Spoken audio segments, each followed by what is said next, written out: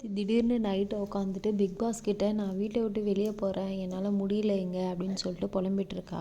மறுநாள் காலையில் healthy grosser பெருங்காயம் சோஃபா பக்கத்தில் உட்காந்து அமித் கிட்ட அழுதுட்டு இருக்கா. என்னன்னு பார்த்தா, எங்கள் அம்மா வெளியே என்னை பார்த்து என்ன நினைப்பாங்க, எனக்கு பயமாக இருக்குது அப்படின்னு சொல்லிட்டு இருக்கா. கொஞ்ச நேரம் கழித்து கமருதீன் வரான். கமருதீன் கிட்டே இதே புலம்புறா. எங்கள் அம்மா என்ன நினைப்பாங்க, என்ன நினைப்பாங்கன்னு தெரியல எனக்கு. அதுக்கு கமருதீன் சொல்கிறான், ஒன்றும் நினைக்க மாட்டாங்க, நீ என்னையே கல்யாணம் பண்ணிக்கிறேன்னு சொல்லு, நீ இப்போ அதை பற்றி எதுவும் ஃபீல் பண்ணாத, 30 நாள் கழித்து வெளியே போய் பார்த்துக்கலாம்.